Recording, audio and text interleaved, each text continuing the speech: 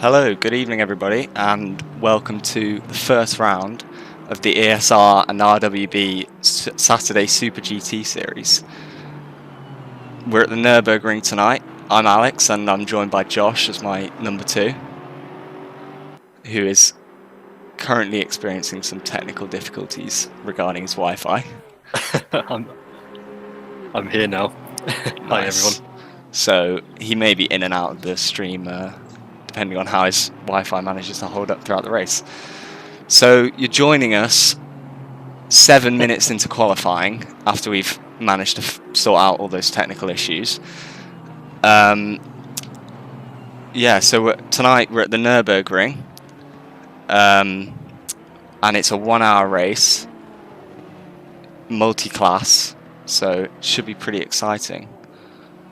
So if we take a look at what's gone on so far in qualifying, we've currently got Mark Elgaard sitting on pole position. He's done a 54.2. Then we've got Matt Higgs sitting in second position with a 54.8, and Mikolaj Marinowski sitting in third position with a 55.6. And then in GT4 we've got John Barker with a 207.4, Will Day with a 20. Oh no, it's just changed. James Butler has just put in a 207.4 as well, and Will Day with a 207.8 is sitting in third position. So I think what we'll do is we'll jump on board with a GT3 and see if we can get a lap around the track. So if we jump on board with RWB Crookie, as he's just crossing the finish line, perfect timing. So we've got down the main straight. Oh, it's just changed camera on me. Let's stick it in the cockpit. Into T1, heavy braking down to gear 1. It's a hairpin. And then we're going into the Mercedes complex, which is a long left-hander down the hill into a hairpin left-hander.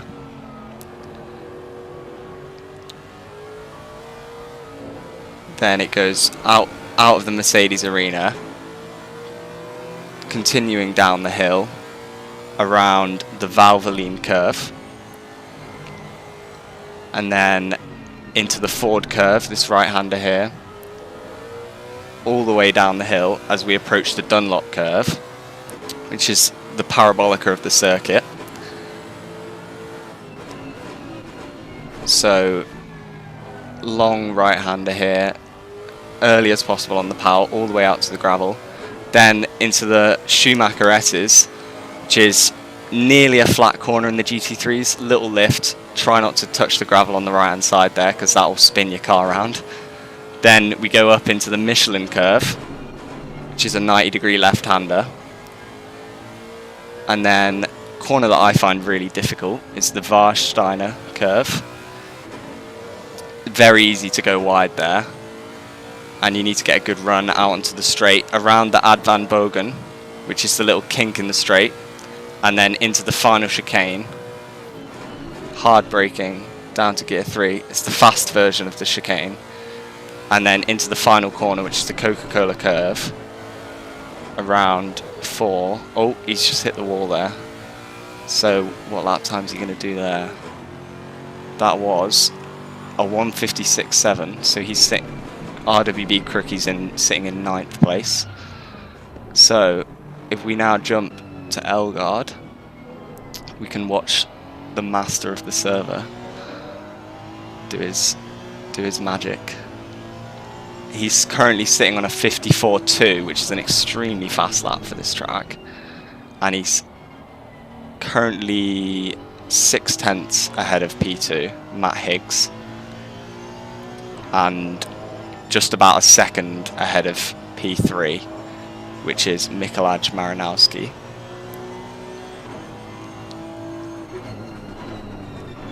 So Josh, what are you most looking forward to about this race? Is he here? Okay, I think he's still experiencing difficulty. So let's go and have a look at a GT4's perspective of this track,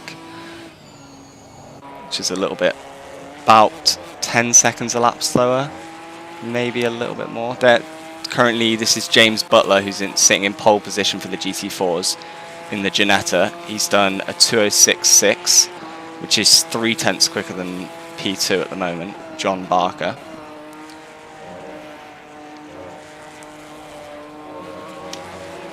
So as he goes around the final corner, we'll have a watch of his lap, see if he can pull out a better lap than what he's done before. He's just gone about 4/10 slower than his best.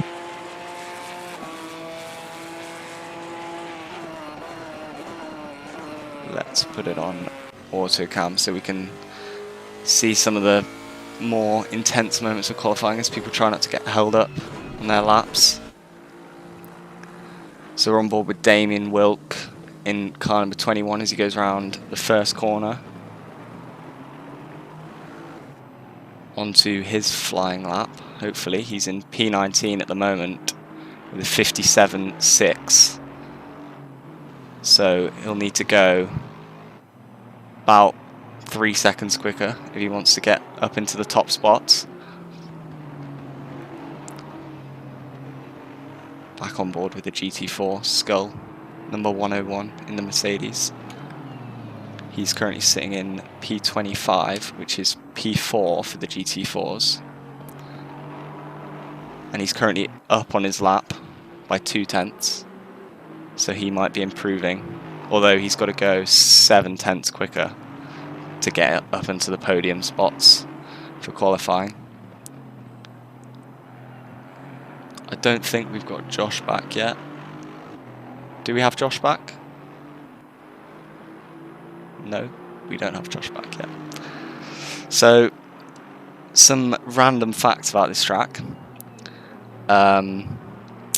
It's in the heart of Germany, in the Rhineland-Palatinate region. And it is 3.1 miles long with 15 corners, 9 rights, 6 lefts, 1 parabolica, 2 hairpins, 1 chicane. So it's a pretty exciting track for racing. There's fair few opportunities for overtaking, and the final chicane is definitely quite a sketchy corner in the race. Very difficult to go side by side around there without one of the cars taking each other out, so hopefully we'll see a bit of action going around that final chicane in the race. So let's have a look, see if any of the standings have changed while I've been talking. We've still got Elgard up in pole position with a 54.2 now, and then about 4/10 slower is Maranowski, and then another couple tenths slower, Matt Higgs in 3rd position. And then GT4, we've now got a new pole sitter for GT4, Zach Morgan. He's on a 2:06.5. Then we've got James Butler in P2 for the GT4s with a 2:06.6. And Will Day, who it's currently showing as disconnected. So yeah, I don't think he's connected to the server at the moment, so I don't know what's gone on there. But hopefully he can get back in and claim his podium position, claim his podium starting position, because that would be annoying if he lost out to that due to a disconnect.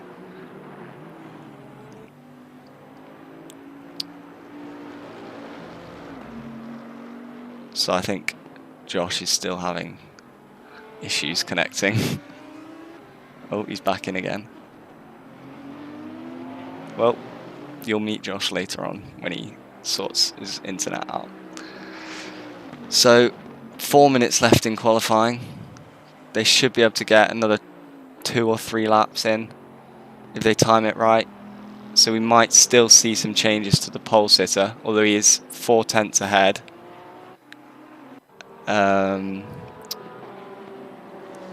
And then GT4, we've still got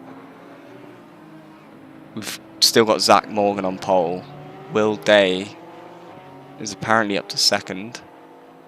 I'm not sure how that's happened, because it doesn't look like he's in the server. And then third is still James Butler. But fourth and fifth are within 3/10 of third, so we could see a couple of changes up at the top for GT4 towards the end of this session. So we jump on a chase cam with Elgard, and we can see he's currently a 10th down on his lap, so I don't think he's going to be improving anymore on this lap at least. But he should get 2 more laps in after this one before the end of the session, assuming he's got enough fuel. So what about Elgard? Oh, hello, we've got Josh back. I'm back. Data permitting. Nice one. Elgard wins to put a Honda up there.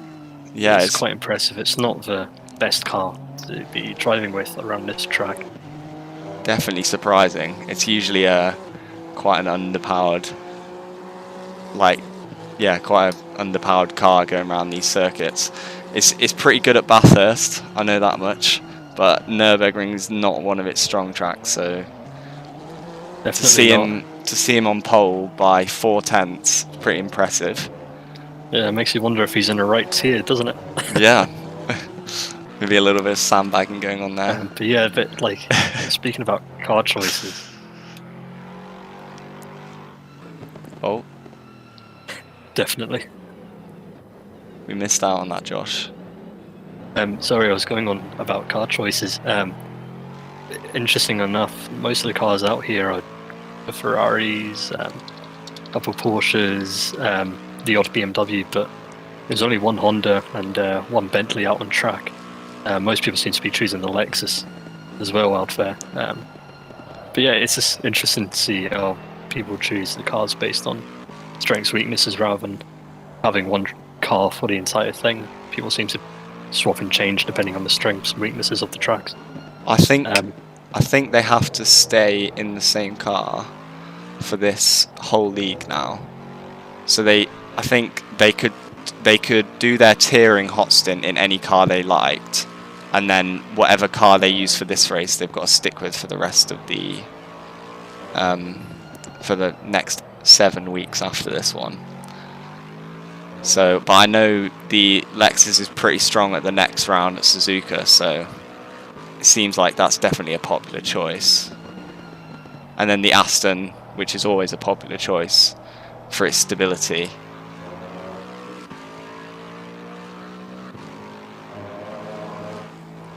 So we're watching Maranowski now. He's currently 4/10 up on his lap time. So if he can put this lap together, he might just be able to clinch pole position from Elgard. So we're going into the final sector now. And he's just going around the Warsteiner curve. Oh, and he's on the gravel. I think that might be his lap over. Yeah, he's slow. He's losing time down the straight from the gravel. Yeah, it's looking like he's not going to improve on this lap. He'll have one more opportunity after this. Elgard's in the pits, so he's finished his qualifying session. So P3 is also in the pits, so he's set. So I think we've got our pole sitter Elgard. It's just whether Maranowski can knock him off. And if we go down to GT4, we've currently got Will Day on pole. Not sure. Again, it's showing me that he's not in the server. So I'm not sure how he's on pole. I'm not sure how he's made it onto pole, but so on your screens you can see on the left hand side, it's Zach Morgan, sitting on pole with a 206.5. All of the top 5 are in the pits, so I think this is going to be a set top 3. We've got Zach Morgan on pole position with a 206.5, James Butler with a 206.6, and Martin Edmonds with a 206.8. So that's pretty close in the top 3 there. And then John Barker with a 206.9, and then there's half a second gap to P5. So we might see, some good battling going on between the top 3 there.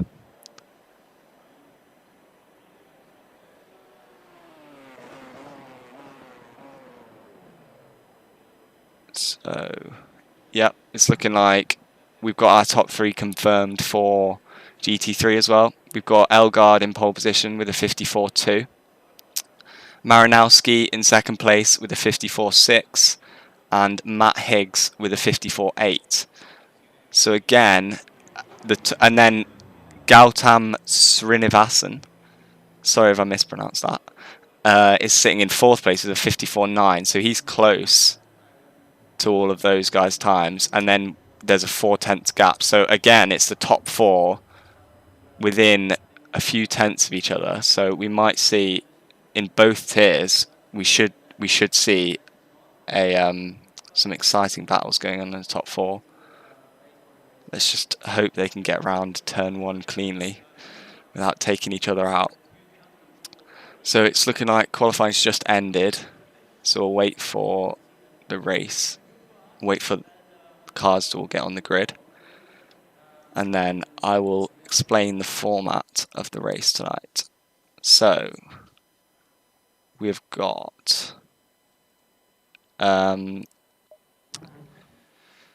we've got a 1-hour race with a mandatory pit stop for tyres. They've got to change their tyres, but they don't have to refuel. So there's a pit window set up, so they've got to pit between 20 minutes in and 40 minutes in and change their tyres. So it means if there's any incidents on the first lap and they get damage, they have to and they need to repair it, they'll pit, but they'll then have to pit again for the tyres. So I think we're going to see some careful driving on the first lap because people don't have a safety net to get back in the running if they have a big crash on turn 1 or lap 1 for that matter. So it's currently 2 minutes, just under 2 minutes to go until the start of the race, and I think we will watch the rear view of Elgard. Actually, we'll watch an outside view of turn 1, so we can catch up on any carnage that happens. I think, is Josh here? Yeah, I'm here. So what are you hoping they have a clean turn 1, or are you hoping for a bit of action into turn 1, maybe a few punts? Well, I guess because I'm watching and not racing, I do love to see a bit of action, a bit of rubbing his racing. Yeah, definitely, definitely. But yeah, hopefully everyone can keep it clean. Race clean, race fair, race for position. In that order, you don't want to go for a spot that isn't actually there. You don't want to kind of go for a gap that doesn't exist. But yeah, as Senna always said, if you don't go for a gap, you're no longer a racing driver. So hopefully everyone keeps it clean into turn 1. It's definitely can't win it at turn 1 in an hour race. They've got to have the pace, but they've also got to have the consistency. They need to be careful of the Schumacher S's, the gravel on the outside of it. That's definitely a common place to get caught up. So we'll be watching carefully for any incidents going on there. Definitely. I mean, you can't win the race on lap 1, but you can certainly end your race lap 1. Yeah, as we found out many times. So yeah, I'm curious if anyone's actually taken into account the possibility of rain. There's, I think it's about 26% chance of rain overall, and I mean, we saw what happened in the 6 hours of Paul Ricard with 0% chance of rain. So yeah, exactly, and we've currently hoping there's some action. Yeah, so there is a chance of rain. It's looking like the weather's showing the next 30 minutes is going to be sunny, so at least for the first half of the race. Well, not sunny, because it's nighttime, but clear. So, yeah, first half of the race is definitely going to be dry, but we never know what's going to happen towards the second half. So you can see them coming in for their rolling start. And as soon as they cross the line, there you go, it's just gone green. So Elgaard's managed to keep the front position. Higgs has got a great start. He's going down the inside of Elgaard into turn 1. Is he going to outbrake him into turn 1 and take the position? It looks like he is. But Elgaard's now got the inside going into the Mercedes arena. But it's looking like Higgs has managed to keep the position. So that's Elgaard down into second place. Higgs in pole. And then Marinowski has managed to keep third. He's dropped back. Oh, I think Higgs came from third to first there, just in the first corner. And Marinowski's dropped down from second to third. In GT4, if we drop back, we can see Zach Morgan has managed to keep it in first, with James Butler and Martin Edmonds behind in the Ginetta and the Aston. So, Josh, that was a pretty clean turn 1. I didn't see any incidents there. I think everyone managed to get around very cleanly, which is pretty impressive. Yeah, exceptionally clean. I mean, you can see Higgs positioning his car in the perfect spot for him to take full advantage and get from P3 to P1. I get that just comes down to experience and how many times you end up going around the inside. I mentioned to stick it so that he could stay ahead of Elgaard in time for T2.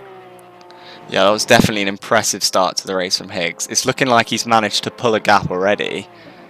So we might see Higgs running away with this, but we know Elgaard's got the pace. So hopefully he can bridge that gap and start battling for position and give us a bit of excitement. Lower down the pack, it's looking like everyone is currently going round in a train. Well, there's a bit of side-by-side action around the last corner from Kenny and Winspur as we watch them go side-by-side down to T1, so this could be interesting. It's quite a difficult corner since it's so sharp. It's quite difficult to go side by side, but they've managed to keep a massive gap in between them so they don't touch. And Winspur's now got the inside for T2, and it's looking like he's going to get the position on Kenny. And he's got the inside again, and yes, he's got the move done on Kenny, which is nice to see. And now we've got Gixxer wants to get his nose in there after he's just seen Kenny get mugged off by Winspur. He's trying to take advantage of that as well and get a free position out of it. So let's see what's going on here. We've got Edmonds and Eugenie look like they've just swapped position. And we're on board with Elgaard looking back towards Marinowski. Oh, and we've got contact between Gixxer and Kenny. They were battling hard and that's all gone wrong for them. What do you think happened there, Josh? It comes down to when no one's willing to yield, eventually there's always going to be contact. That's just unfortunate there. Yeah, someone had to yield, and unfortunately both of them backed into each other. But it did look like the Porsche on the inside, it looked like he just got unlucky and smacked down through the inside, through the apex, and it's a bit unfortunate. T-boning him. Yeah, it's a bit unfortunate, but hopefully they can both get their race back on track, catch up. I'm not sure what's happened. We've got M Magas is in last place behind all the GT4s, and he's in a GT3, so I'm not sure what happened to him at the start of his race, but all the other GT3s are currently ahead of the GT4s, so it's looking like most people's race. Oh, actually no, we've got Gixxer, who was the one we just saw get in that little accident down at the Dunlop curve. He is dropping down, so he may be in the pits. Let's have a look. No, he's still going around, so I think he's just working his way back up. Got to get past all those GT4s now. It's an unlucky position to be in because he's now got to get past a whole pack of GT4s before he can even get back onto the train of GT3s and start making proper positions up again. So that's unfortunate start to the race from him. So we go back to the leader of the GT3 category. We can see Elgaard's managed to bridge the gap to Higgs. They're sitting 6/10 apart. So, and then Marinowski behind is about 2 seconds behind. So those three, in fact, it's fairly close. It's sticking fairly close at the front of the GT3 pack.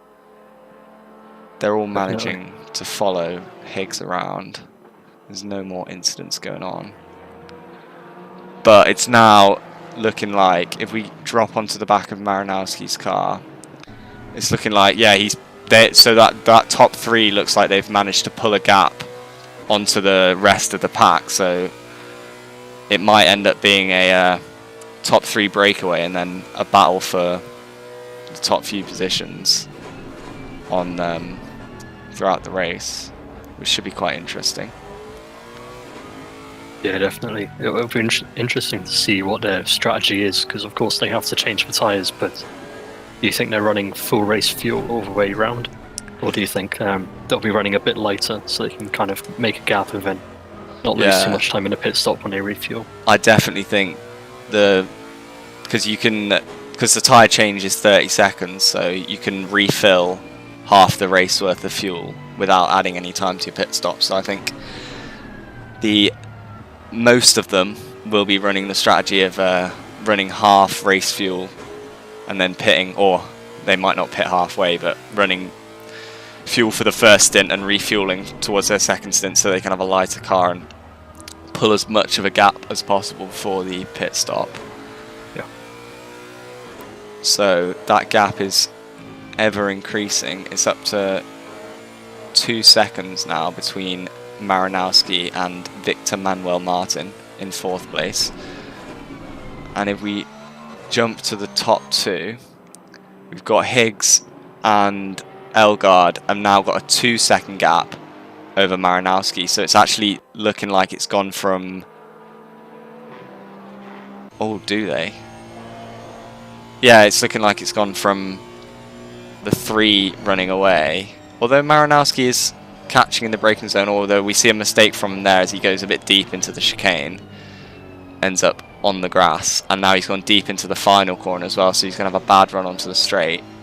So I think at the moment it's looking like Higgs and Elgaard are pulling away from the rest of the pack. Marinowski's got the pace over Manuel Martin, but he's kind of in a sort of no man's land in the middle here, in between the front group and the middle group. So yeah, so we'll see if he can catch up with that front group again towards the middle of the race. But Josh, how do you think their different strategies are going to work? Do you think there's going to be an undercut or an overcut strategy in this race? You can never underestimate the power of an undercut. It's all about timing that correctly. I mean, Higgs will control when people start to pit. Yeah, definitely. And of course, whenever someone buys for the pits for the first time, most people usually wait a couple laps to see if the lap times of that first individual who pits, if it actually significantly improved. Because you don't want to pit too early, because then your tyres are goosed by the end of the race. But you don't want to pit too late, because then you've been running around on old rubber while everyone else has been running around on fresh rubber. So yeah, it's this incredible balancing act, and it's kind of who's going to brake first. But yeah, it usually ends up being either a P2, P3 guy going for the undercuts, or P1. So we've just choosing when everyone goes in. We've just jumped to the battle for P15 as we saw Gunpowder go up the inside of Penny around, I think it was the Dunlop curve there, as they're now going around the Schumacher S's. So Gunpowder's managed to get that move done pretty cleanly, and he's already pulled, I think it's a 2/10 gap at the moment. Oh no, it's not. Gunpowder's now coming up on Gilbert. He's got the pace over all these guys in the middle of the field, and he's onto the grass there. That was close. And I think he's looking to get a move done into the chicane. Ooh. Oh, and we've had a big crash. Gilbert has been hit off by Kenny. Let's have a quick replay of that. I think we had... Is it going to work, the replay? Yeah, this worked. So, no, it didn't work. Okay. Well, guess we're not having a replay of that. But I think what we saw was he just tried to go up the round, like on the outside line into the chicane, and it's so hard to, if you're on the inside line, it's so hard to judge when's best to back out, or whether it's best to back out or try and hold your position, because you can't go side by side round it. It's too tight, unless you're both going to end up losing loads of time if you slow down enough to be able to go side by side. So I think that was a case of both drivers just having both drivers thinking I'm not backing out, and then it ended up in contact and him getting spun onto the gravel, which is unfortunate, but it's looking like he's got the pace over the middle of the pack, so hopefully he'll be able to catch up. Yeah.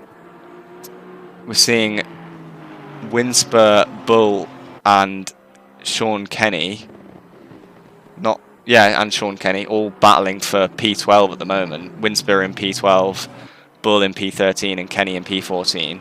They all want to be up in that 12th place slot. And then if we go forwards, we've got Baba Ganoush and Anderson battling for P9. But it's looking like Baba Ganoush has managed to... Yeah, he's just pulled a second gap through that last sector, so hopefully he's feeling a bit better about that. And if we jump to the front of the pack again, back to the leaders, they're just catching the GT4s for the first time in this race. Is that a GT4? Not 100% sure on that one. But he's just lapped. Looks like it is, yeah. He's just lapped Heaver. And where's Elgard? He is currently a second and a half behind Matt Higgs.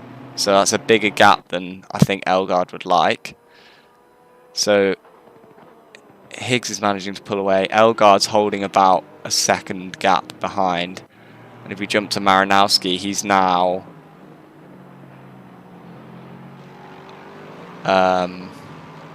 he's now dropping down the order.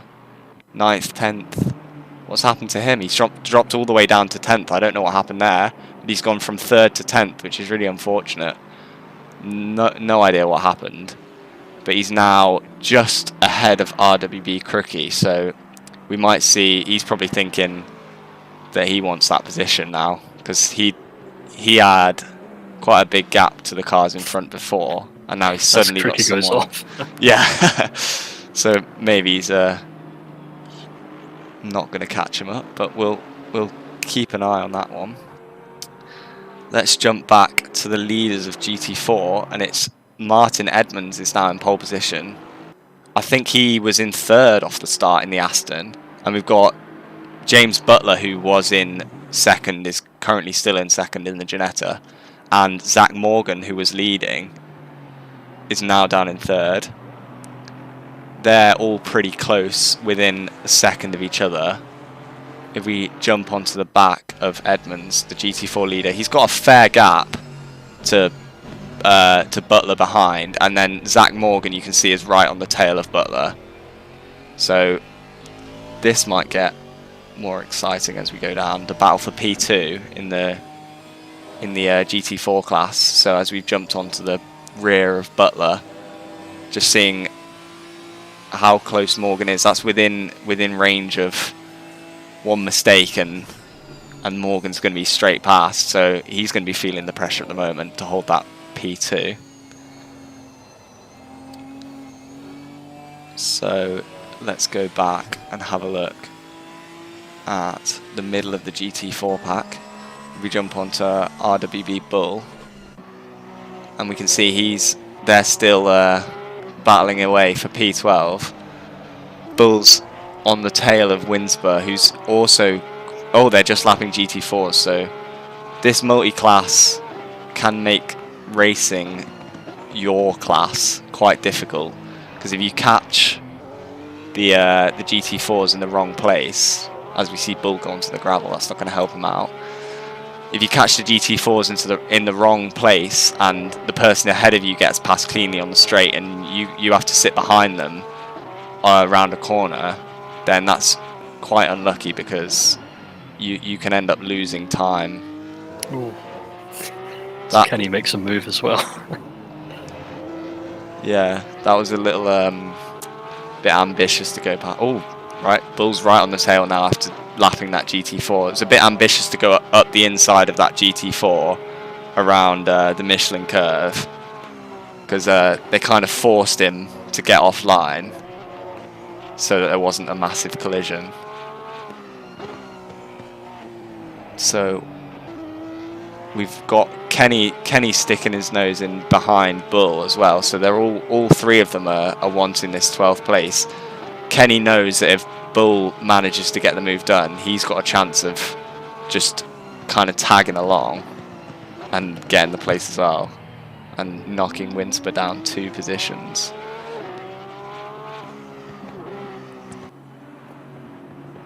So yeah, they're all running around really close.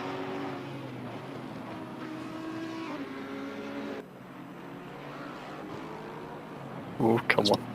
Bull's trying to go around the outside of that corner, which it's easy to get track limits warnings on that right-hander at the end of the Mercedes arena. So I guess they're all being careful, because in a 1-hour race, it's 3 warnings and then you get a drive-through penalty. So that's definitely on the minds of a lot of the drivers. It's going to be, I need to keep it on the track, because a drive-through penalty will be, you'll lose, I think, probably about 30 seconds. So that's going to be fairly race destroying. If we jump up, we've got Damien Wilk is being caught by Baba Ganoush and Anderson at the moment. That gap's been pretty rapidly decreasing, so Baba Ganoush has managed to find some pace and work his way up the pack. So we might see within the next lap, we might see Baba Ganoush try and make a move on Wilk. And as they're coming up to Charger in the GT4 in the Porsche, so he might make it interesting for them. Maybe provide an opportunity. Oh, they're going to get him on the straight, which is perfect for both the GT3s, because it makes it easy. But Baba Ganoush got a good run out. I don't know whether he's going to catch. They're coming up on Flack in the Mercedes GT4 as well into the first corner. That's a really awkward place to catch a GT4, because you don't want to dive up the inside and ruin their race as well, because they're not obliged to get out your way. You've got to respect their race as well. So I think Damien's got lucky there, and he's had a good run through that traffic, and Baba Ganoush is still behind Flack, so that he's managed to pull that gap out to 1.5 seconds just through that traffic, which is fairly lucky. But that's the joys of multi-class. You win and you lose with the traffic, and it's very difficult to be consistent with lapping the GT4s and not losing any time at all. We've got Anderson behind, didn't manage to keep. Oh, Marinowski's made his way back up from P10. He's overtaken Anderson, he's now in P9. Up front in the GT3s, we've got Matt Higgs still with a 2-second lead over Mark Elgaard. So he's seems to be getting through this traffic pretty efficiently, not losing much time. As we see him go onto the grass there, that was a risky move into the last corner to go around the outside of that GT4. And Elgaard's managed to go around him just on the start of the straight.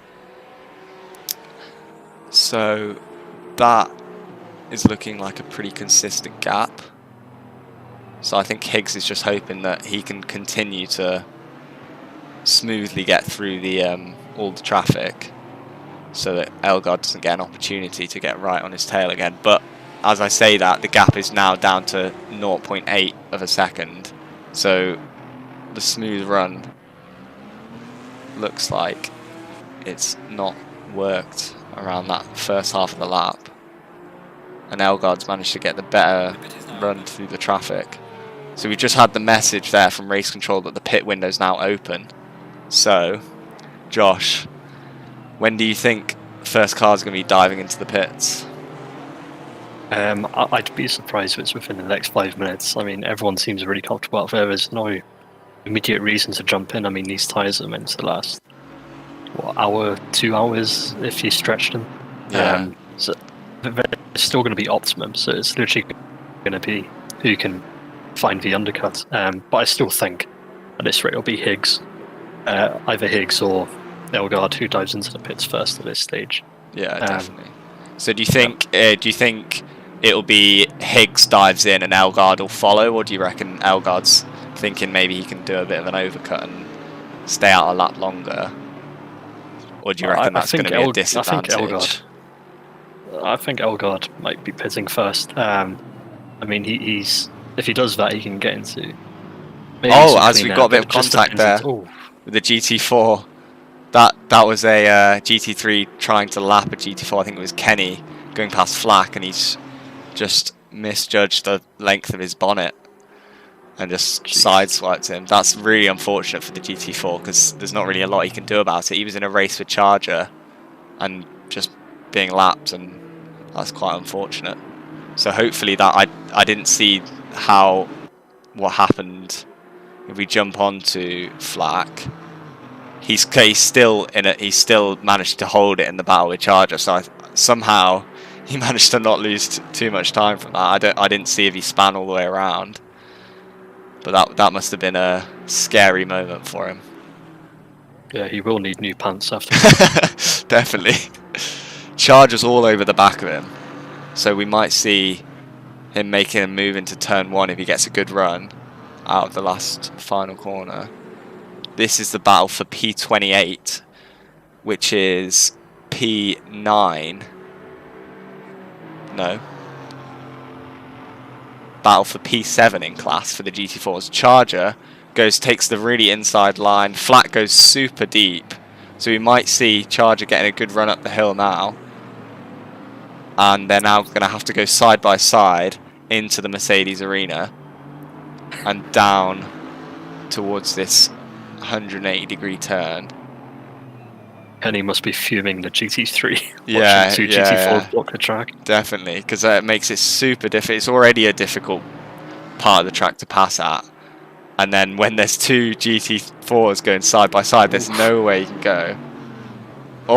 And Flack's been punted again.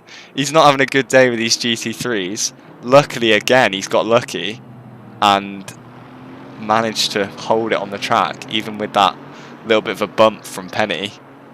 But somehow it's worked out and Flack's managed to pull a gap on Charger. I don't know how that's happened, but he's definitely going to be a little bit angry with these GT3s, the way that they've been passing him, not being very nice to him. They've been a bit physical with his car, which is unfortunate when there's not a lot you can do, and it's pretty much you're just hoping that the GT3s are going to not just plough into you, and he's just trying to race his own race against Charger and hold him off. I think with that one though, Flack was maybe weaving a little bit. He could have let the GT3 pass of Penny in the Bentley. But you know, he's over on the straight. He's got Charger filling up his rearview mirror. He's not going to want to lose any time. As Charger dives right onto the back of him into the chicane. And now he's going to try going around the outside of the final corner, the Coca-Cola curve, but he doesn't quite get the braking right, so he just tucks in behind into the straight. So we might see a slipstream into turn 1, maybe another move up the inside into turn 1 like last lap.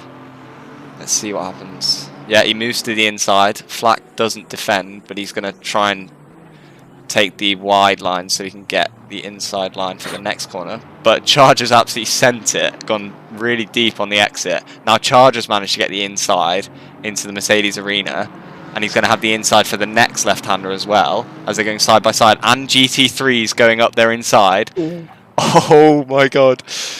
So we've had They're having an intense battle, and they've got to worry about these GT3s sending it up the inside of them at the same time. So There's like Kelleher and the GT4 as well passing flag. is that? Oh, that's It's lost 2 unfortunate. places. See, that's what I was on about earlier. The cars behind, sitting behind, watching the battle unfold, and going, right, I'll have that position too. Then, thank you. So he's made the most of that. That is really unfortunate. He's definitely going to be unhappy with these GT3s. The luck he's been having. You could see Charger was getting into his head. Yeah, with definitely. the amount of mistakes he was doing, he was clearly looking at Charger and not the GT3s as well. Definitely. That was a very unfortunate time for the GT3s to appear, as your mirrors filled, or you're not. They were side by side going through the Mercedes arena, and they would have been concentrating hard, trying not to like door bash each other. Yeah. And then at the same time they're having to worry about 2 GT3s diving up their inside while trying to hold the position, and I think it just became too much, and Flack just got pretty unlucky. And then on the run out of that, because he didn't get a great run coming out of it, Kelleher got a good run as he completely cuts the chicane. Yeah. That's got to be a warning, surely. I'm surprised he managed to keep that on track. I'm surprised he managed to keep that on track. It's really difficult. I guess the GT4s are better over the curbs, but having it on the grass through that chicane is pretty sketchy. It's not where you want to be, but he's managed to hold it. So fair play, but whether he got a warning or not, we'll watch out for a drive-through coming his way later on in the race. If we drop back now to Skull in P27, Will Day is back in the race somehow. I don't know what was going on with him earlier, but it was showing me that he was out of the server, and he is currently running in he's currently running in 28th place, and catching on Skull. Is it Will Day? It is Will Day. I'm not sure what's going on there. Will Day's causing me some issues here. He's not showing up correctly on my side, but you know, we'll go along with it.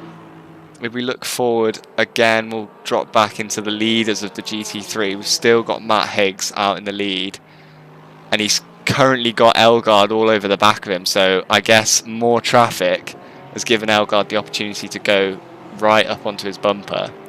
So Elgard's going to be looking for that opportunity now to get in front, because it's looking like they've got really equally matched pace. So I think once one's in front, that's going to be the very dominant position to be. As we see Jay Reynolds in P20 has got a stop-go, 30-second stop-go. So I'm guessing that was for speeding into the pit lane during his pit stop. These front runners haven't pitted yet. There's currently 9 minutes into their 20-minute pit window, and they're still running. So I'm guessing they're going to be pitting in the next coming laps. We've got Damien Wilk in P8 just exiting the pits. He is just, I think, he's just going to come out right behind a GT4. Has he managed to get the GT4 into the first corner?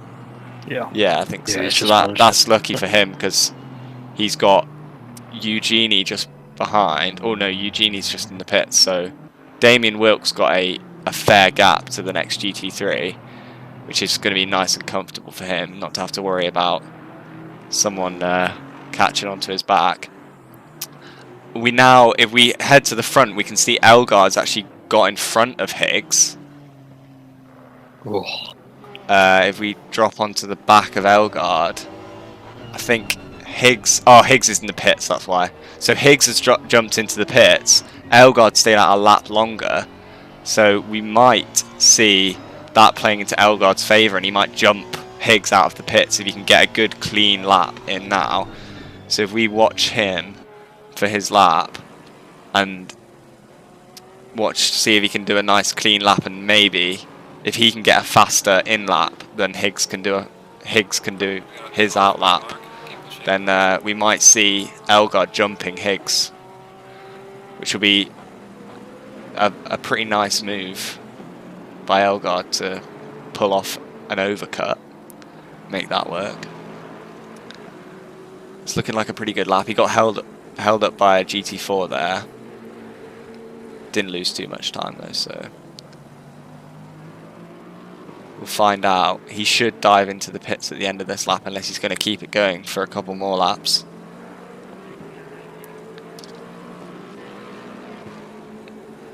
If we head on to the current P2 sitter, Dylan Muller, who hasn't pitted, and Juan Antonio Fernandez in P3, who also hasn't pitted. There, and then in right behind them is Higgs. So I think what we're seeing is Higgs is actually getting held up on his outlap from the pits by these two slower GT3s. It's R. Penny in the Bentley just in front hasn't pitted yet, so he's jumped Higgs in the pit stop. So we might see Elgard getting an overcut done because Higgs is getting held up quite a lot here. This is really unfortunate. Higgs is getting held up, and it's going to mean that the Elgard can do faster laps. And they were only, what, a couple tenths apart when Higgs pitted, so that section of the track there where he got held up, that might make all the difference for Higgs's race. So we'll find out when Elgard dives into the pits, which he's just going round the Dunlop curve.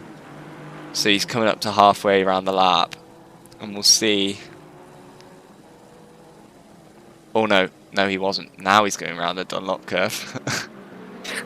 Although he is coming up definitely owes Penny some points at the end of this. Yeah, definitely. He's going to be thanking Penny for holding up Higgs, because that might give Elgard the lead of this race as we just over halfway through with 27 minutes to go. So Elgard won't know though. Elgard will be just trying to drive as fast as he possibly can, just to make sure that he can get better laps than Higgs. But he won't know that what we've just seen, that Higgs was held up by that Bentley. So we'll see if it works in his favour or whether he still comes out. He's not. Oh, he has just dived into the pits. That was a late entry into the pit lane. So if we now jump over to Matt Higgs, and we can see him coming up towards the Dunlop curve, so you can see just how far behind he is now, and whether Elgard is going to get the jump coming out the pit lane. So this could Surely not. This could change the whole course of the race for the lead. So let's see as he comes through the final. Oh no, not the chicane. He's just gone round the Michelin curve and onto the back straight with the little kink, Ad Van Bogen, in it. As he goes round the kink and he's heading up towards the final chicane.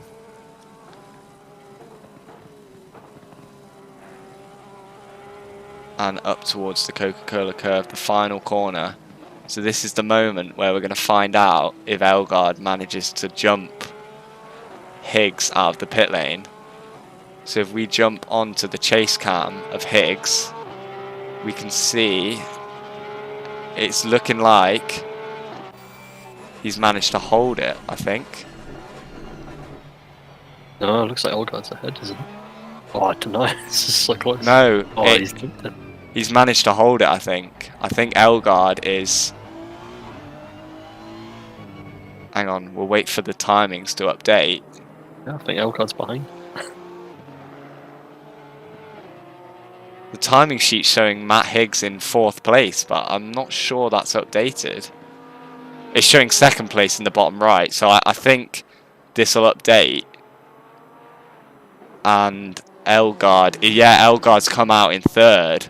So Jeez. Somehow, even with that massive hold up, Elgaard's not managed to make the overcut work. Yeah, we can see it there. It's... Oh, that's surprising. It's showing me that it's a 13-second gap. No, it's gone down to 5-second gap. So I'm not sure if we missed something on Elgaard's perspective, but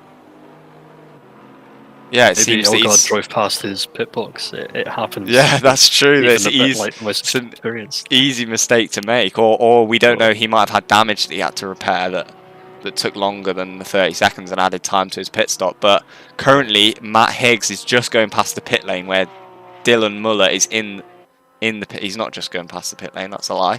But he's going to go past the pit lane where Dylan Muller is currently in the pits, and he's going to take the lead back of this race with a 7-second lead over Elgaard.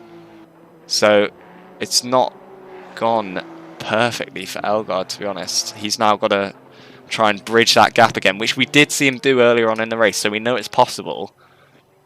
And we've got Victor Manuel Martin on the tail of Elgaard, so he's going to have him in his rear mirror and be wondering whether he's going to be a threat. We can see Elgaard is currently on his current fastest lap is a 55.3, and Martin's fastest lap is a 55.6, so it looks like Elgaard's got the pace of a Martin, so he shouldn't have to worry too much. He should just be able to focus on getting that gap bridge to Higgs, who's currently should be in pole position, or not. What's happened here? Dylan Muller is sitting in first at the moment with an... Oh, I don't know whether this has updated. No, we saw Muller in the pit lane, didn't we? He was definitely pitting. So I'm not sure. It looks like he's managed to jump both of them, to jump Elgaard and Higgs, and he's got a 5-second lead over Higgs, which is pretty impressive. So he's had a good run in that pit stop phase, in that pit window. So I'm guessing the combination of Higgs getting held up by that Bentley and whatever happened to Elgaard that we didn't see that slowed him down might have just been the lap traffic. It's given Muller the jump on both of them, so he's now into first. Oh no, That's Muller in the pit. That was a lie. Muller is just pitting now, so that is going to give Higgs back the lead. There we go. That would have been one hell of a stint. That would have been. It off. He's left it really late to pit there. I'm sure I saw the little pit sign next to his name earlier. Maybe I'm just seeing things. So if we jump down to P5, you can see Fernandez has got Marinowski all over the back of him. This is the battle for 4th place, and Marinowski is going to go down his inside into turn 1, and then they're going to go side by side up into the Mercedes arena, side by side, down the hill into the 180-degree turn, still side by side. There's some good racing there. They're being nice and fair to each other, giving each other space. Fernandez has managed to hold the position, which is really nicely done from him. You also get the drive as well down to along that straight to the next corner. Yeah. So that was a really nice hold of position from Fernandez. Some nice, respectful racing there, what we like at RWB. But Marinowski is got the slipstream, and he wants that position. They're going round the Dunlop curve, up the hill, into the Schumacher S's. The fast left-right chicane. Well, not really a chicane. It's an S. That's why it's called the Schumacher S's. So we'll watch to see if Marinowski can find a gap without a safe gap. as they come up round Advanbogen up towards the final chicane. Pit window's now closed, so everyone on track should have pitted. I don't see anyone getting penalties, so I'm guessing everyone managed to time it right. We've all managed to get into the pits. No one has run out of fuel. I don't think I can see anyone retired. So I think everyone's managed to get through that pit window pretty smoothly. Maranowski's got a run down the main straight into turn 1, and he tries to go up the inside. He was going to back out there, but the gap was still there. He's going up the inside, and he's had to pull out there because he was very close to the rear bumper of Fernandez. So I think Fernandez is going to be feeling the pressure right now. If we go on board with him, if we go on board with Maranowski, we can see how closely he's following, and the view that he's getting here of the rear end of Fernandez's Aston.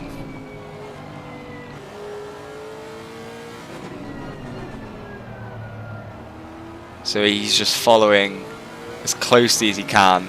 He's trying to get a good run. It will be out of this Dunlop curve at the bottom of the hill. He wants to get a good run out of here so he can get the toe. Oh, and he's gone wide. He's gone deep. That's unfortunate. He's going to lose. He's lost a second there, and now he's lost touch of Fernandez. So, oh, and he's gone. Oh no, he's messed it all up. That's just impatience right there. Yeah, that is. He was getting twitchy. He just couldn't wait any longer. Tried to go as late as possible on the brakes down into the Dunlop curve. Couldn't hold it, and then tried to resurrect his mistake through the Schumacher S's and just made it even worse. So that's unfortunate for him. But we might see him catching back up. We'll drop back in later and see what he's up to. We're currently on board with the leader, Matt Higgs, as he's got a completely clear track ahead of him, which is what he wants to see. No GT4s to get in his way.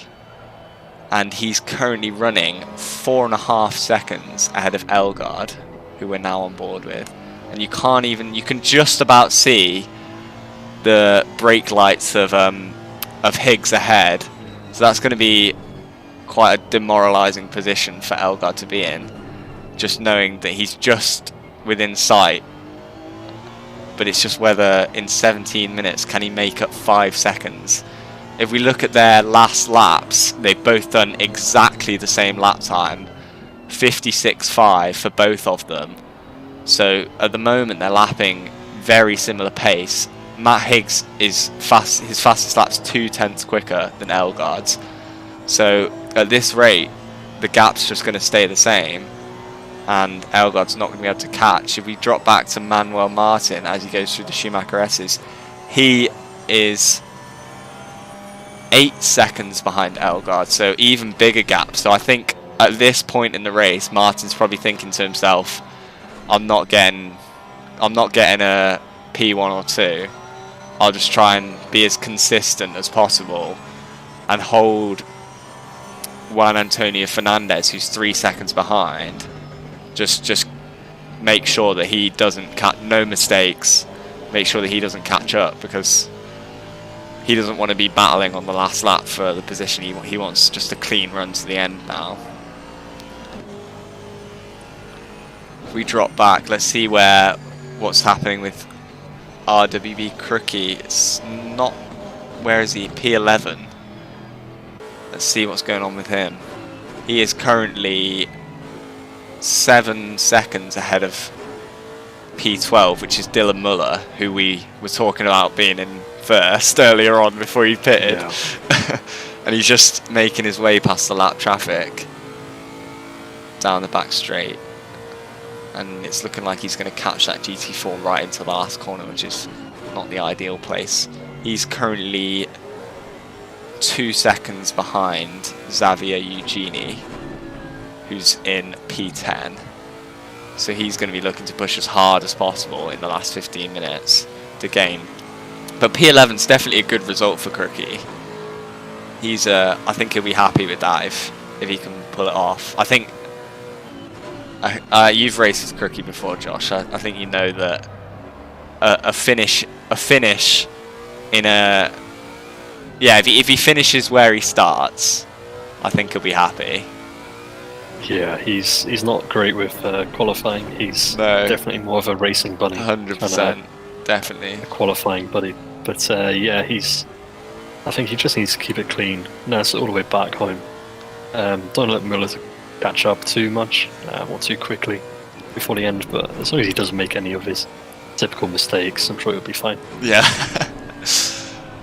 Well, we'll keep an eye and see if he drops back. I know Crookie's main rival is going to be. He was telling me today his main rival in the series is Damien Wilk, who's currently up in P6. So I think if all stays the same, Crookie will be happy that he's got through the race, finishing in P11, but a solid 5 places behind his championship rival, or who he thinks is going to be his championship rival. That's going to be a bit annoying for him. But it's looking like Damien's had a nice clean race, getting through the traffic cleanly. He's 1.7 seconds ahead of Srinivasan. That's a hard one to pronounce. Yeah, you can just see there's a GT4 in between the two of them.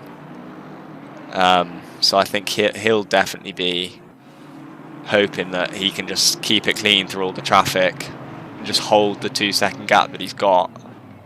And I think he's currently 2 seconds behind Mikolaj Maranowski, who's in P5. So that'll be a fair old chunk of time to gain back, unless we see Maranowski making any mistakes. If we jump back to GT4, we can see Zach Morgan is still leading the race. Am I right in saying Zach Morgan was on pole position and then went down to 3rd at the start of the race, was it, Josh? Well, I've got a memory of a goldfish. But yeah, that sounds about right. I think it was we can see Menacing Skulls managed to make it up into P2 in class. Yeah, he's doing well. Like, he was down in P7, I think, at the start of the race. So a lot's been going on in GT4. We've missed a lot of that. We've been concentrating on the GT3 battles. But Charger and Flak, let's have an update on how they're doing. Charger's managed to hold it. We saw Charger get past Flak in those little incidents with the GT3s where two people managed to get past Charger, managed to get past Flak.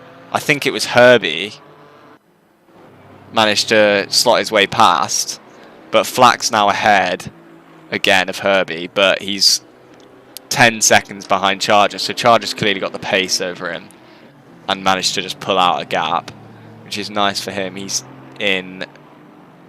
is currently in 7th in class. Let's go back into the GT3s.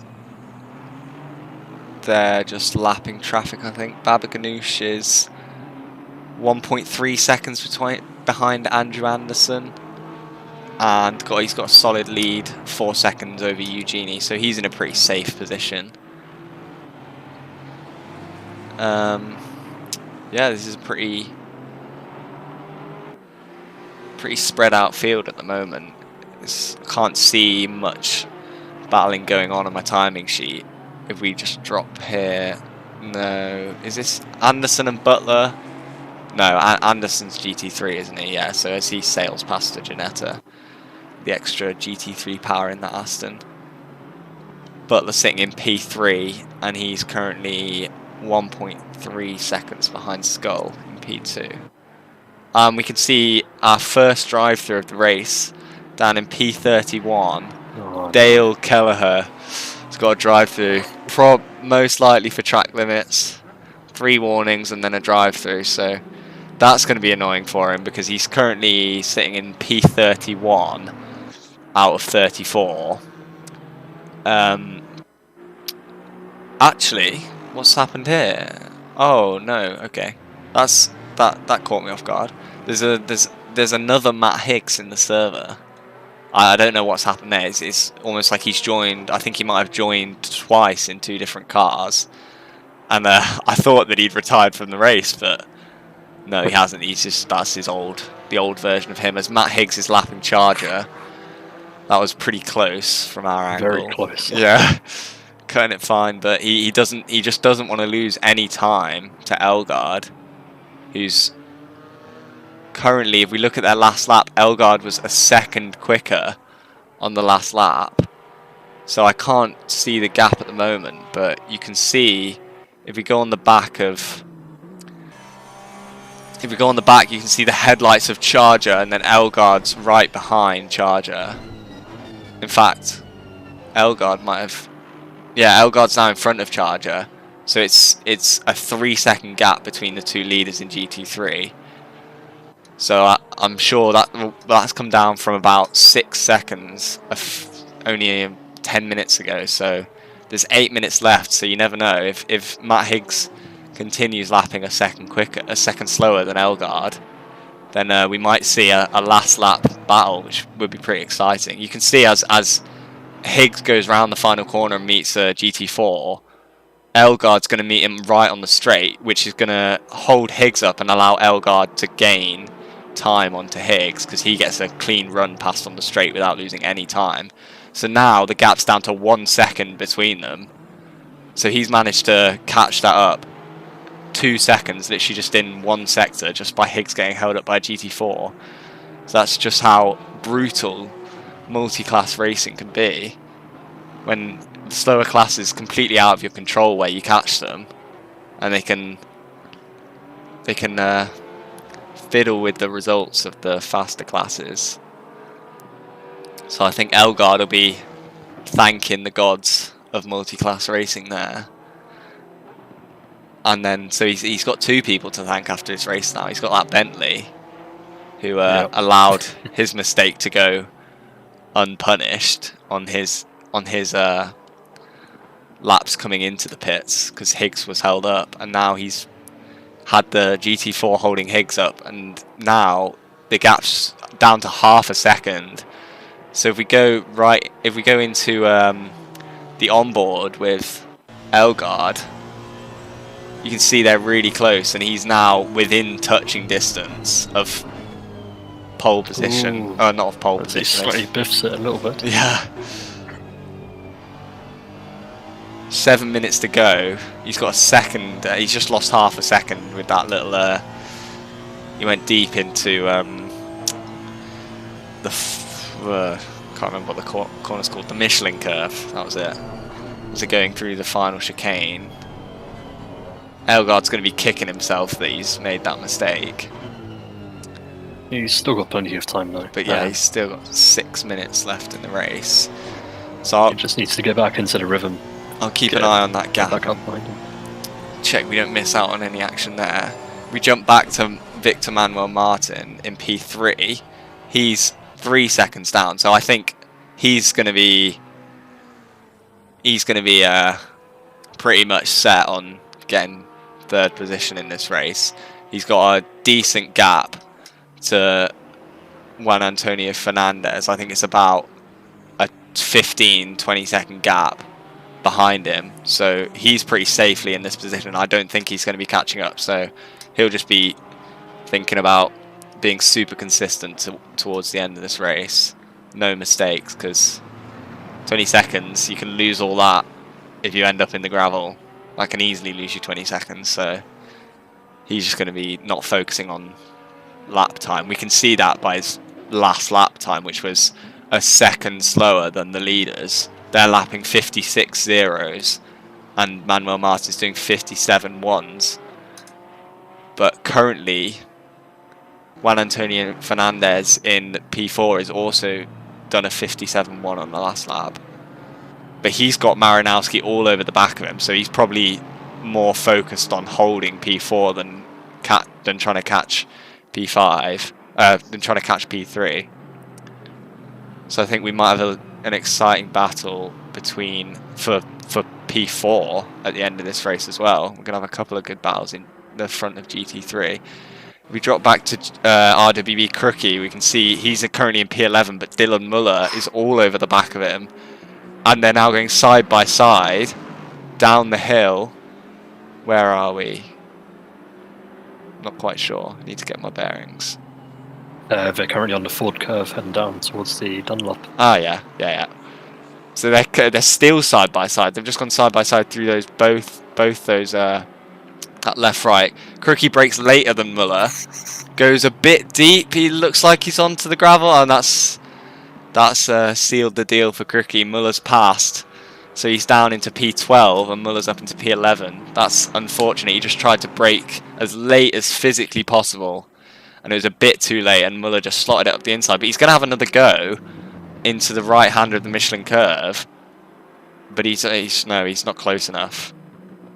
So we'll see what. Or let's jump back to the front, because Matt Higgs is now only. It was 0.3 of a second, but I think Elgaard might have made a mistake, and it's now back to a second. So Elgaard's feeling the pressure of this battle, because he seems to be making quite a lot of mistakes, and he's got the pace. He's definitely got the pace over. Again, was 5 tenths quicker than Higgs on his last lap, but then he's just making mistakes every few laps and losing that half a second that he makes back, and just allowing Higgs to have a little safety net towards the end of the race. We're going 3 minutes left, so I think it's going to be 2 more laps, maybe 3, depending on when they next cross the line. Let's jump back to the leaders of GT4 and see what's going on there. We've still got Zach Morgan in the lead, and Kenny is a GT3, I think. Or is Kenny? Yeah, he's GT3. So he's attempting to get past. He's struggling there. Look like, yeah, he's definitely struggling. Morgan's not letting him through. He knows. Oh, and as he goes deep. Oh no. So no, that's another GT3, isn't it? Giggs is a GT3. I thought he'd just lost it there, but you can see James Butler in the Ginetta. If we jump onto the back of Morgan, you can see the green bonnet of James Butler is 5 seconds behind, so he's got a fair lead in the GT4. And then if we drop back to James Butler, he's got a GT3 getting past him, and then Skull is only 1 second behind in the Merc there. So this could be a change for P2 in GT4. And then if we drop back to the rear of Skull, we've got Penny, who's a GT3. So that's no. So it's looking like the top 3 is set, but what order they finish in is still to be decided in the last. Oh, and we see RWB Crookie with the drive-through penalty from of course, for track limits. He was worried about that one. That was definitely a worry for him coming into this race, but he's not managed to hold it off. So I don't know if he's going to lose any positions. We'll jump back. We'll update you on whether he loses any position from that drive-through. We've got Matt Higgs has now apparently got a 15.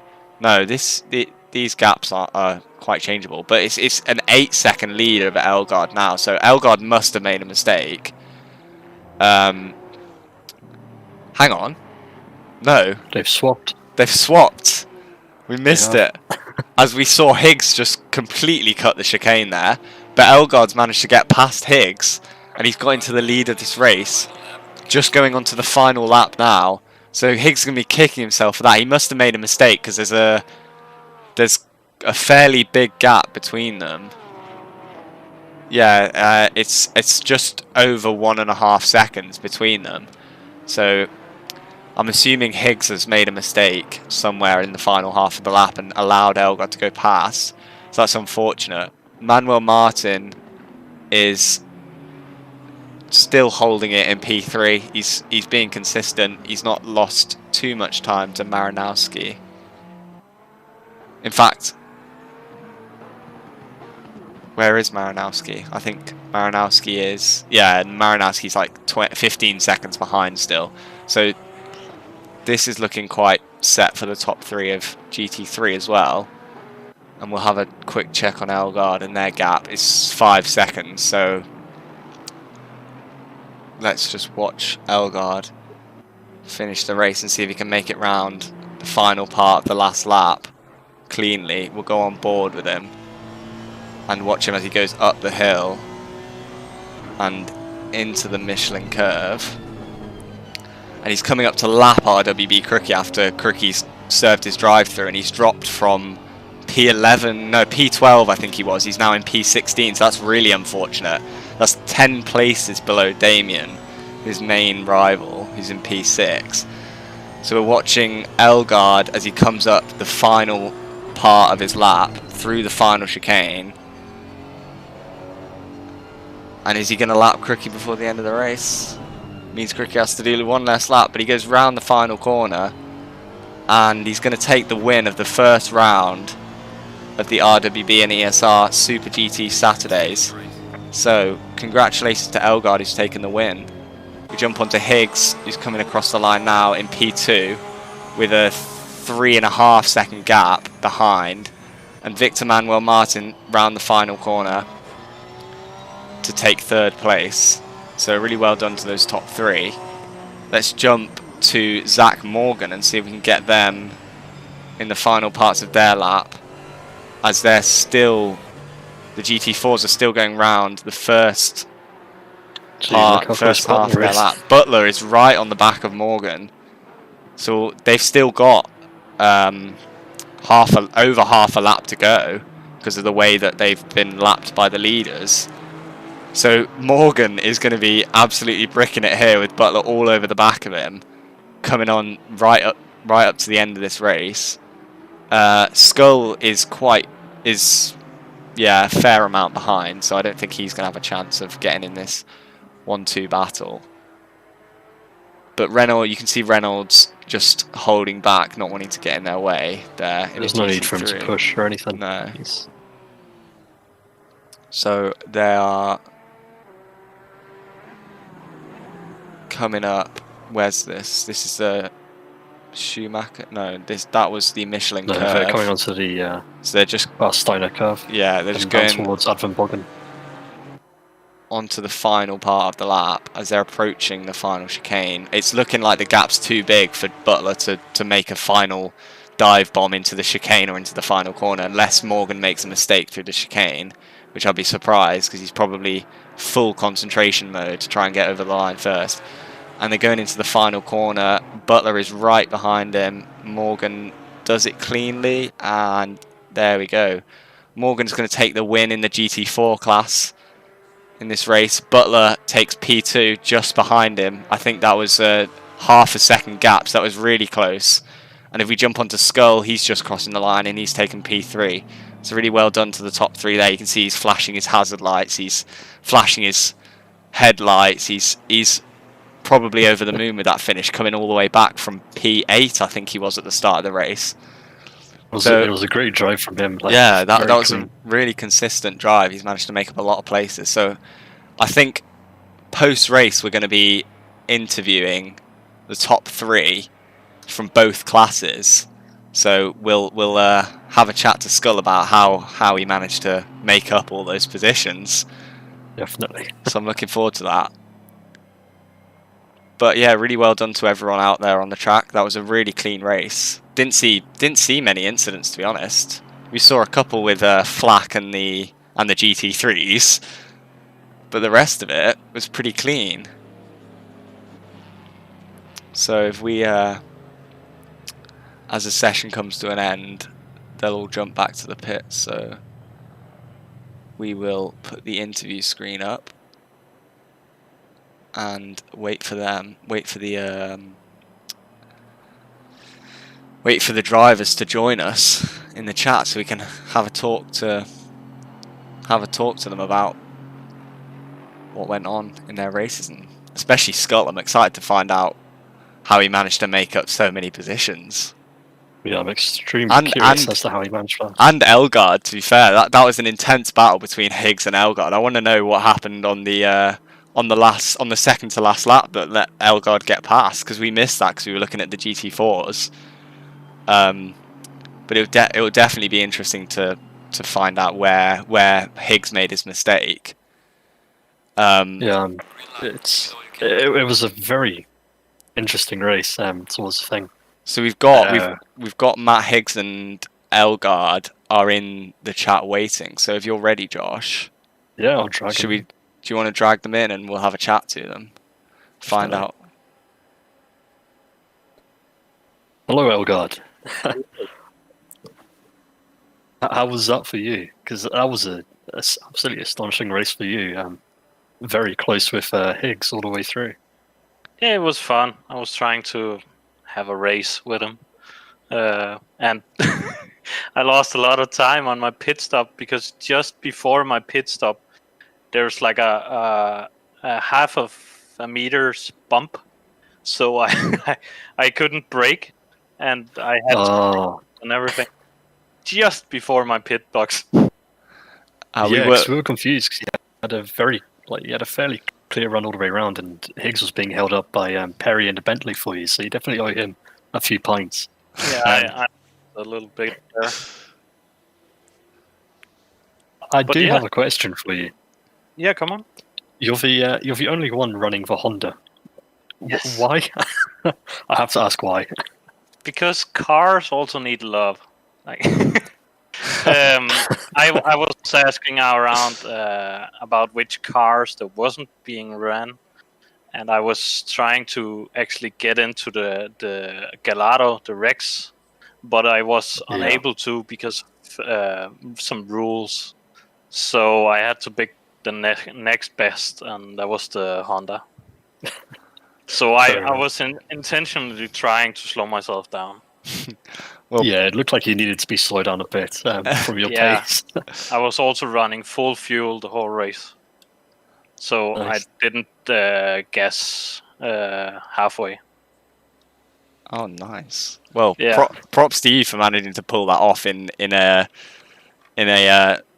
uncommon car and with full fuel, and you still managed to get the win on that. It was really running pretty well. Like, I got the setup down really well, and I was able to move around the track aggressively and still being safe. So it was very good and very planned. Nice. Well, really well done on the win. And hopefully you can carry the momentum into next week, into round 2 at Suzuka. See how the Honda fares there. I actually think it's going to fare very, very well at Suzuka. Well, we'll hold you to that, and we'll be waiting for you to be back in the interview box when you win next week. Yeah, depending on if I get moved up into Tier 1. But yeah, we'll see. Thanks for joining us. I will do my best, and have a great night. And you. Thank you. So that was Elgard. Next we have Higgs coming in. Hi Higgs, how are you doing? Oh, kind of bummed out. How about you?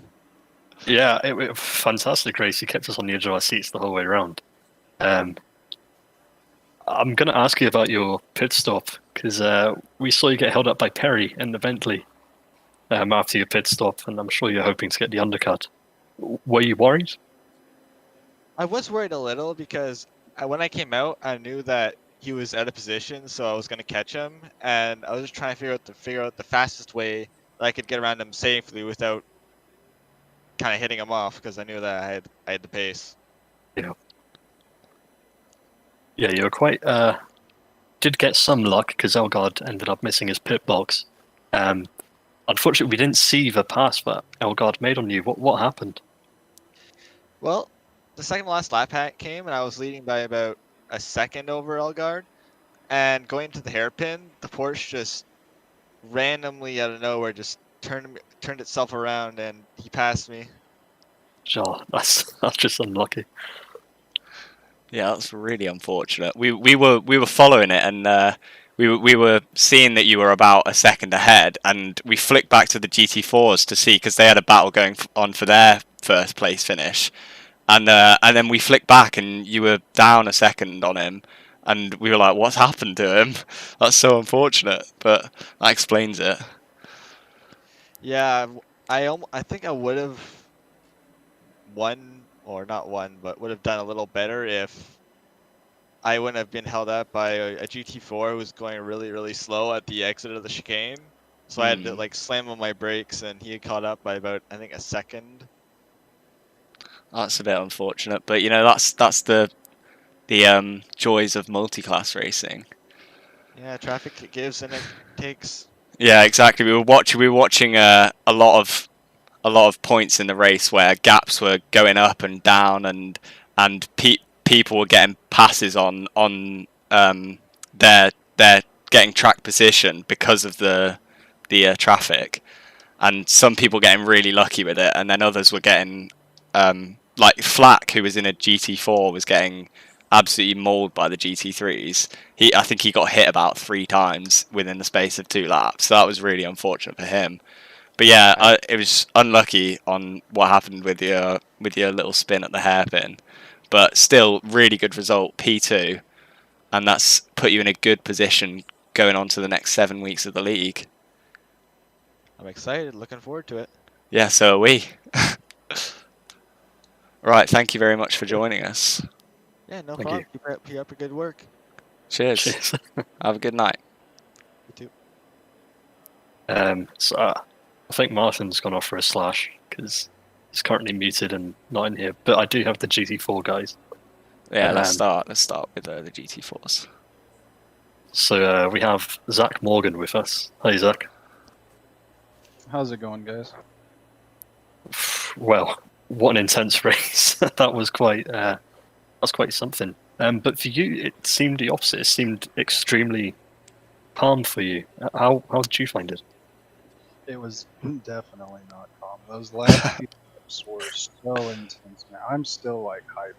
I'm gonna have to go walk my dog or something after this.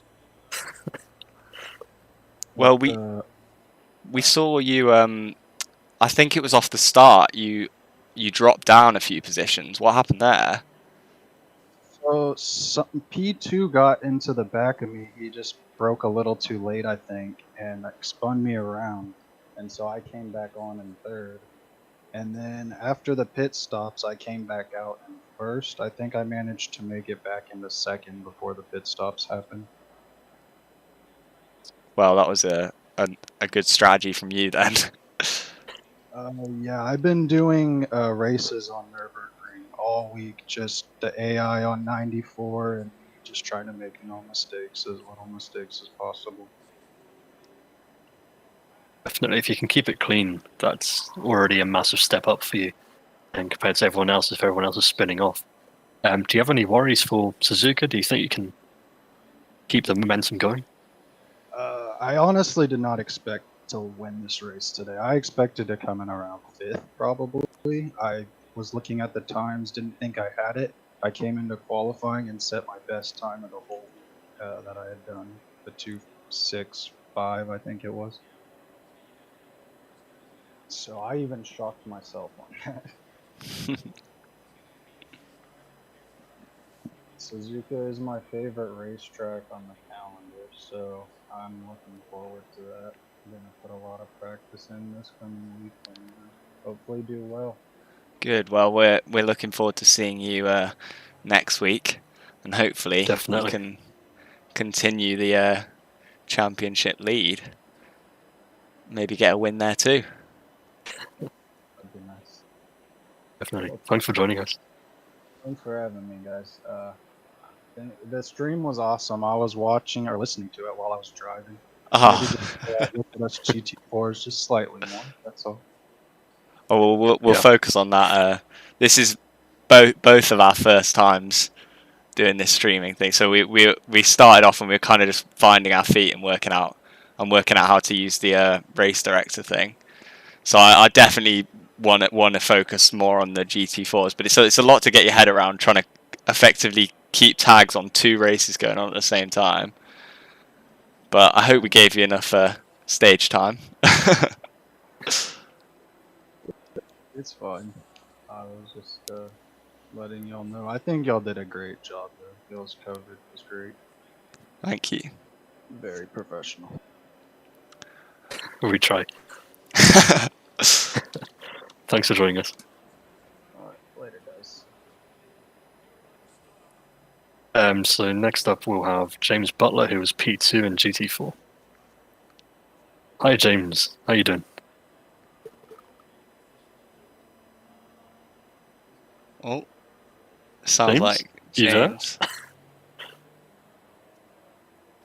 Maybe James has gone off for a cheeky coffee or something. just to calm down after the race, like Zach said. He used to go off and walk his dog after that. I bet James is pacing around just trying to calm himself down after that. Hopefully we can speak to James a bit later on. Have if he comes back? we got Menacing Skull in the Discord? Is that? I think that's SER. Well, but let's I guess try we'll him. find out. It's gotta be. Surely it's gotta be. Gotta be. Hello, how you doing? Sounds I like think he's. everyone's just going on strike. Yeah, I think we kept him waiting too long. They've all rushed off after an hour of sitting in their sim rigs. Fair enough. I guess we'll have to deal with only having the P1 guy from GT4. Yes, Hopefully we'll get to speak to them next time at Suzuka. definitely. So I think we'll start to round off the stream there. I hope you guys all enjoyed mine and Josh's first attempt at streaming one of these RWB league races. Well, RWB and ESR this time. I hope you're all going to tune in next week. It'll likely be us doing it again next week, streaming Tier 2. So we hope you all tune in and come back and watch us. Don't forget to like and subscribe on the YouTube channel and follow us on Twitch if you've got an account on there as well. And thanks from me and Josh. Yeah, definitely. Yeah, and that's everything. So good night and enjoy the rest of your evenings, everyone. See you later.